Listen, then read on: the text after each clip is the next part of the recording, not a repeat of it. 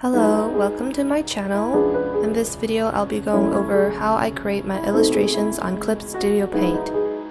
This video is aimed towards beginners, and I'll be going over everything I do when I make my illustrations. Enough talk, let's begin. So when you open up Clip Studio, you have to click this in order to access Clip Studio Paint.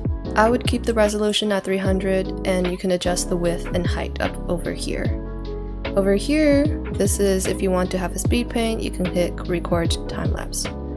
Hit OK. You might notice you have two layers. I would go over here. I'd like to change it to a gray color just so it's not super eye straining. You would hit OK and make sure you go back on to this layer that you can actually draw on. To navigate this, you would hold spacebar and then you would click and drag. Zoom in, you want to hit Control plus. And zoom out, we Control minus. If you hover over these tools, you might notice that to access the brush, you would have to click B, or you can just access the tools over here by clicking on them. But it's much easier to just use the shortcuts. So for brush, it's just B, right? And then for the eraser is E. We would be using the brush and eraser a lot, so assuming you're drawing with a tablet and you have a pen, right? You usually have like two buttons. I would set one to eraser and the other one to pencil, so then you can quickly access your pencil and eraser.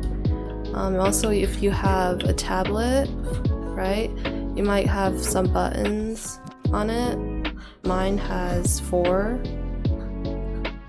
So I set one to zoom in, and then I set the other one to zoom out.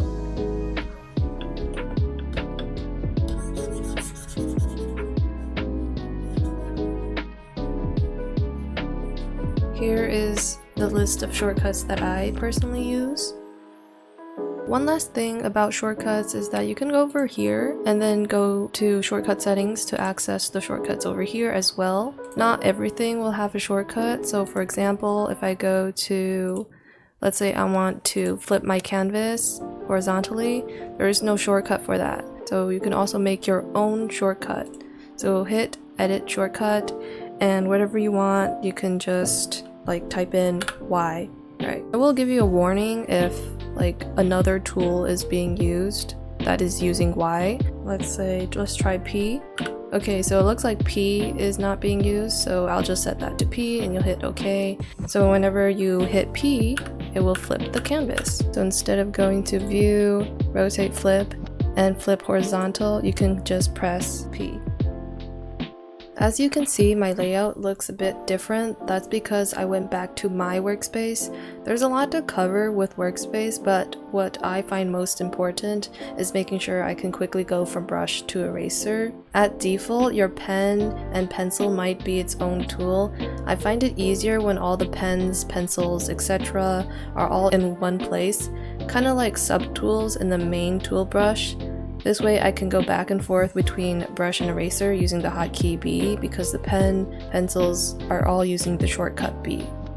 After the sketch is done, I turn down the opacity using the slider to around 10%. Then I make a new layer by clicking on this icon and then double click on the name to rename it to line art. For the line art, I use a basic hard brush like the G pen. This is how I import a reference. Go to File, Open, select the image you would like to reference off of, then click and drag the tab to the side, and it would snap in place. You can also adjust the size like so. Let's say you want to copy and paste this eye. Choose the selection tool by using the shortcut M. Make sure you are using the lasso. Select the eye by drawing around it, and after you are done, copy and paste. This copy and paste will be on a new layer. Click, select, and scale, and down here, you can flip horizontally. Make sure to hit the deselect button once you are done. This copy is going to be in a different layer. If you want to merge these layers together, you would have to go up here, click merge with layers below. Now it's one layer. If you were to do transfer to lower layer, it would just transfer whatever layer was in here down here. So now there's nothing in this layer. One thing that I do a lot with the lasso tool is having an extra copy. For example, the eyes. If I don't like how it looks, or I think it can look better, I'll just select the eyes and then move it to the side, and then I can redraw the eyes up here. And if I don't like the second try, I could just bring this over here.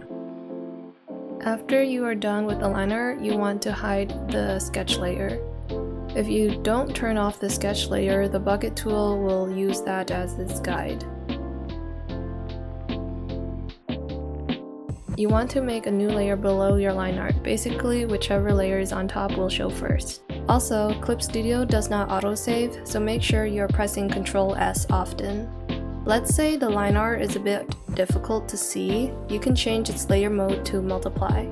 Also, you can color code your layers to stay organized. Just hit this button. To quickly change colors of something, press Lock Transparent Pixels, and this will allow you to only draw over what's already on that layer. I make a new layer for each section. What I mean by this is, for example, the hair, skin, clothes, glasses, they are all on different layers, and this will make shading more convenient. So now I'm just adding layers for shading. This time I'm going to clip the layer to the base colors, so I don't need to worry about coloring in the lines. You can also put multiple clipped layers on top of one another. One layer to shade soft shadows, and the other layer is for hard shadows. So for the shading, I'm not going to explain how to do it because that would make this video way too long. That could be for another video though. I forgot to mention that you can eyedrop color by pressing I, and you can also use Ctrl-Shift to get to a certain layer. Just hold down Ctrl and Shift, then click on whatever part of the drawing you want, and it will bring you to that layer. Very handy when you use a bunch of layers like me.